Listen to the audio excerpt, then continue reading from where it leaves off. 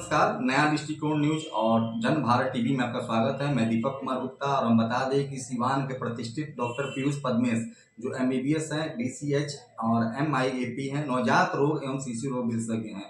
देखिए छोटे छोटे बच्चों का और जो जन्म लिए जो बच्चे होते हैं, नवजात होते हैं, जो माँ के गर्भ से तुरंत बच्चा का जन्म हुआ है, उस बच्चों का स्पेशलिस्ट हैं। जो देखिए डॉक्टर साहब एक्स रेसिडेंट हैं डॉक्टर राम मनोहर लोहिया हॉस्पिटल नई दिल्ली से, और पूर्व में ये हिंदू राव हॉस्पिटल नई दिल्ली से भी यहाँ पर अपना ये कार्यरत रह चुके हैं, और पूर्व में BSc मेडिकल कॉलेज नई दिल्ली। देखिए इनके यहाँ कई तरह की सेवाएं हम बता रहे हैं, मुख्य रूप से बेबी वार्मर, ठीक है, फोटोथेरेपी, नेबुलाइजेशन, टीकाकरण, और देखिए new life child care hospital है आपको ठीक अड्डा नंबर जो आपको 3 है उसके ठीक अपोजिट एकदम जस्ट बगल में ही है। तो हम बता दें सदर अस्पताल से मुश्किल से आप सीधे उत्तर दिशा में 200 मीटर बढ़िएगा तो बाएं साइड में नियो हॉस्पिटल है, उसी में बैठते हैं। डॉक्टर साहब का कॉन्टेक्ट नंबर है जो 6287907289 और दूसरा कॉन्टेक्ट नंबर है 8084351374। सबसे पहले तो हम बता दें कि आने का मूल मकसद रहा कि हमारा जो देश का गणतंत्र दिवस है 26 जनवरी, डॉक्टर साहब को हम लोग इस पर बधाई देने आए हैं और बता दे रहे हैं कि 26 जनवरी को सबसे पहले हम जानना चाहेंगे डॉक्टर साहब का क्या मत है, क्या कहना चाहेंगे। नमस्कार, नया दृष्टिकोण और जन भारत टीवी के सभी दर्शकों को मेरा सादर प्रणाम। और इसी के साथ साथ ये एक मौका है गणतंत्र दिवस के अवसर पे सभी अपने सिवान के शहरवासियों को, सिवान के अगल बगल में रहने वाले लोगों को, देशवासियों को गणतंत्र दिवस की हार्दिक शुभकामनाएं।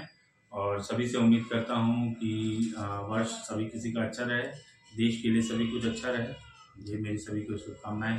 चलिए यही शुभकामनाएं हैं, सभी लोग सुखी रहें, संपन्न रहें। और एक डॉक्टर का इससे अच्छा स्टेटमेंट क्या हो सकता है, सर्वे संतु निरामया, सभी लोग निरोगी रहें, सभी लोग स्वस्थ रहें, यही इनकी कामना है। हमारा कहना दूसरा क्वेश्चन ये है कि सर अभी तो हम लोग शरद ऋतु से बाहर निकलने की तैयारी में आ चुके हैं, मकर संक्रांति के त्यौहार मना लिए, 4 से 5 दिन के बाद से गणतंत्र दिवस है, और देखिए तो धीरे धीरे शरद ऋतु विदा हो रही है। ये बहुत बड़ी राहत है आपके बच्चों के लिए, जो छोटे छोटे बच्चों को आप देखते हैं और उनकी पेरेंट्स भी आते हैं तो देखिए काफ़ी उनको साल में तौलिया में लपेट कर लाते हैं, बहुत परेशान भी रहते हैं।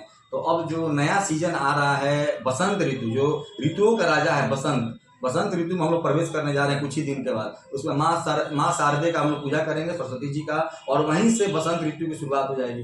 अब इसमें बच्चों के देखभाल पर आप क्या इंस्ट्रक्शन देना चाह रहे हैं माताओं को? देखिए बेसिकली जो बसंत ऋतु है या जो मौसम का परिवर्तन होने वाला है, बच्चों को हमें खास करके इस मौसम के परिवर्तन से हमेशा ही सतर्क रहना पड़ता है जी। मौसम का परिवर्तन बच्चों के स्वास्थ्य पे काफ़ी अनुकूल असर करता है, ठीक है, उनको नुकसान के चांसेस थोड़े से ज़्यादा रहते हैं। ठीक, तो इस समय में माँ बाप को ज़्यादा सतर्कता बरतनी है, ठीक है। और वेदर चेंज हो रहा है, उसी हिसाब से बच्चों को ज़रूरत के हिसाब से गर्म कपड़ा वगैरह ये पहना के रखना है, ठीक है। बाहर ज़्यादा नहीं निकालना है सुबह शाम, जैसे कि मैं हमेशा कहता हूँ इस ऋतु के लिए कि बच्चों को कम से कम सुबह शाम बाहर निकाला जाए, और अगर बाहर निकालने की ज़रूरत पड़ रही है तो कोशिश होनी चाहिए कि सभी कपड़ों में अच्छे से कपड़े पहना के, सर पे टोपी, हाथ में दस्ताने, पैर में मोजे, 3-4 लेयर कपड़ों का हो, उसके साथ ही बाहर बच्चों को निकालना है। चलिए इसी बच्चों को देखिए कोई भी लापरवाही मत कीजिए। कहा जाता है भोजपुरी में कि माघ में जाड़ा बाघ हो जाता है, तो कहीं ना कहीं सही बोल रहे हैं डॉक्टर साहब। इसमें आपका थोड़ा सा जो लापरवाही है बहुत भारी पड़ जाएगा, क्योंकि जाड़ा जा रहा है और इसी में ठंड मारने का ज़्यादा चांसेस होते हैं। तो जैसे आप लापरवाही कीजिएगा बच्चे को तुरंत ठंडा लग जाएगा। तो खासकर बच्चे को जो सुबह शाम है भरपूर कपड़े पहनाइए, गर्म दस्ताने पहनाइए, और जो भोजन भी बता रहे हैं डॉक्टर साहब कि उसमें सुसुम भोजन, पानी भी हो या भोजन हो तो सुसुम ही दीजिए। इनके यहाँ 0 से लेकर 15 साल तक के बच्चों का ट्रीटमेंट होता है डॉक्टर साहब के यहाँ। और देखिए जाड़ा में ये भी बताया जा रहा है कि आप दिन में बच्चे को निकाल सकते हैं, पर धूप में आप धूप दिखलाइए, उसमें धूप का सेवन कराइए, इसमें बच्चा का जो मन है थोड़ा छरहरा रहेगा और बच्चे का ताजगी बना रहेगा। हमारा आखिरी क्वेश्चन है कि सर जो हमारे जो 0 से 15 साल के बच्चे का जैसे ट्रीटमेंट होता है तो उसमें देखा जाए तो आपके यहाँ भर्ती करने की भी व्यवस्था है ना? सारी व्यवस्था देखिए इनके यहाँ 24x7, इनके यहाँ 24 घंटा में आपको कॉन्टेक्ट नंबर हमने बता दिया, एड्रेस बता दिया। 0 से 15 साल तक के बच्चों का यहाँ पर भर्ती करने, यानी कोई भी अगर ज़्यादा प्रॉब्लम हो जा रहा है बच्चे को, आप यहाँ लाकर एडमिट करेंगे तो आपको इस नंबर पर अभी भी संपर्क करके आप यहाँ एडमिट कर सकते हैं। तो आपके यहाँ क्या क्या सुविधा है वह भर्ती कर रहे हैं बच्चे को? तो सारी सुविधाएं हैं, नवजात बच्चे से लेके 15 साल 16 साल तक के बच्चों तक बेसिकली यही एज ग्रुप होता है जिस एज ग्रुप में पीडियाट्रिशियन अपना काम करते हैं। ऐसे बच्चों के लिए जिनको कोई भी समस्या होती है, पैदा होने में बहुत सारे बच्चों को समस्या होती है, श्वास की समस्या होती है, देर से रोते हैं बच्चे, वजन कम होता है।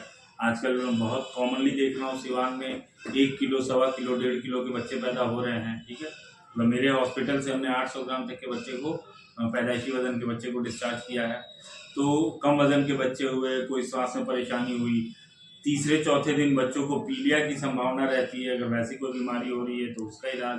तो मतलब जन्म के समय से लेके 14-15 साल तक की उम्र तक की जो भी बीमारियां हैं, सर्दी, खांसी, बुखार, मलेरिया, टाइफाइड, डेंगू, जो भी आप बीमारी सोच सकते हैं, लगभग सभी बीमारियों का यहाँ पे समुचित इलाज है हमारे। सर देखा जाता है छोटे बच्चे में जॉन्डिस के ज्यादा रोगी आता है। हाँ देखिए, खास करके ठंडी के मौसम में। जी जी जी, जॉन्डिस जो है एक बीमारी है, बच्चों में बड़ा कॉमन होता है। इसलिए होता है क्योंकि बच्चों के शरीर में, जो नवजात बच्चे होते हैं उनके शरीर में माँ के खून का अंश होता है, वो जब बाहर निकलते हैं तो खून टूटता है। तो ये जॉन्डिस एक नेचुरल प्रक्रिया है, खून टूटेगा तो जॉन्डिस होगा, पीलिया होगा। ठीक है, उसी का रंग होता है, बिलिरुबिन जो होता है उसी का रंग पीला होता है। हमें ये ध्यान देखना है कि ये पीलिया बढ़े नहीं। ये पीलिया का एक लिमिट है, जैसे उम्र के हिसाब से, घंटे के हिसाब से, कितने घंटे का बच्चा हुआ उसके हिसाब से पीलिया है। कोई बच्चे पे असर तो नहीं आ रहा है, बच्चा सुस्त तो नहीं पड़ रहा है, दूध पीना तो कम नहीं कर रहा है। ठीक है, या जो सीरम बिलिरुबिन का लेवल है जिससे हम नापते हैं कि कितना सीवियरिटी है बिलिरुबिन की, मतलब पीलिया की कितनी सीवियरिटी है, वो रेंज में रहनी चाहिए। अगर रेंज में है तो कोई आमतौर पर कहा जाता है कि 2.5 किलो से कम का बच्चा हो तो स्वस्थ नहीं माना गया है मेडिकल साइंस में। पहले के समय में हम लोगों ने ऐसा भी सुना है अपनी माताओं से कि पहले के बच्चे जो जन्म के साथ 4-4 किलो 5-5 केजी के होते थे। आखिर ये ऐसा क्यों हो रहा है? क्योंकि देखिए इसके बहुत बड़ा एक साइड इफेक्ट यही माना जाएगा कि जो हम लोग ऐसी खा रहे हैं जंक फूड, क्या सर, जंक फूड खा रहे हैं, उसके लिए ये बहुत बड़ा जिम्मेदार हो सकता है। और हमारे देश के जो यशस्वी प्रधानमंत्री हैं बार बार बोल रहे हैं कि मिलेट्स का प्रयोग कीजिए आप लोग, मोटा अनाज का, क्या सर? सही बात है। डाइट में तो डेफिनेटली हम लोगों के बहुत सारी अभी ऐसी चीज़ों का प्रवेश हो गया है जो कि नहीं होना चाहिए। ठीक है, जिनको बेसिकली हम लोग रैंडम भाषा में जंक फूड का नाम दे देते हैं। तेल की अधिकता, फाइबर्स का कम होना, खानों में फ्रूट्स की कमी, वेजिटेबल्स की कमी, तो इस पर तो ध्यान देना ज़रूर है। और प्रेगनेंसी के दौरान तो महिलाओं को उस पर खास करके ध्यान देना है। ठीक है, कि अपना समुचित भोजन ले, समुचित मात्रा में जो भी सप्लीमेंटेशन उनको उनके गायनेकोलॉजिस्ट के द्वारा दिया जा रहा है आयरन और फॉलिक एसिड का, उसका समुचित लें। बहुत बार होता है कि डॉक्टर ने लिख दिया और महिलाएं खाने से उल्टी हो रही है तो दवाई खाना छोड़ देती हैं, उसके कारण ये लो बर्थ वेट के बच्चे काफ़ी पैदा हो रहे हैं। तो इस पे थोड़ा न्यूट्रिशन पे और सप्लीमेंटेशन पे ध्यान देने की ज़रूरत है। चलिए, न्यूट्रिशन पे और सप्लीमेंट पे आपका विशेष ध्यान देना चाहिए, क्योंकि देखिए मोटे अनाज नहीं खा रहे हैं तो आपका शरीर का जो विकास है बहुत धीमा हो जाएगा। जिससे पहले में देखा जाए बाजरे की रोटी लोग खाते थे, मक्के की रोटी खाते थे, मड़ुआ का, अभी ठंड में है तो मड़ुआ का बेरहीन का प्रयोग था, मड़ुआ का हलवा का ऐसा प्रयोग लोग करते थे। इससे जो गर्भवती माताएं बहने उनका शरीर में काफ़ी ताकत आती थी, एनर्जी आता था। कहीं ना कहीं उससे लोग दूरी बनाए हैं। जो गेहूं का रोटी भी लोग खाते हैं तो बिल्कुल पतला महीन कागज तर बनाए खाते हैं। तो कहीं ना कहीं देखा जाए तो इसका बहुत बड़ा असर पड़ रहा है कि जो बच्चा होने वाला बच्चा है उस पर इफेक्ट पड़ जा रहा है कि आपका बच्चा 1 किलो, 1.25 किलो, 800 ग्राम का हो रहा है। तो अगर आपको और मिलेट्स का और मोटे अनाज का ज़्यादा से ज़्यादा प्रयोग कर रहे हैं तो इसमें बहुत बड़ा लाभ हो सकता है। कैमरामैन विकी के साथ मैं दीपक कुमार, जन भारत टीवी, नया दृष्टिकोण, सिवान।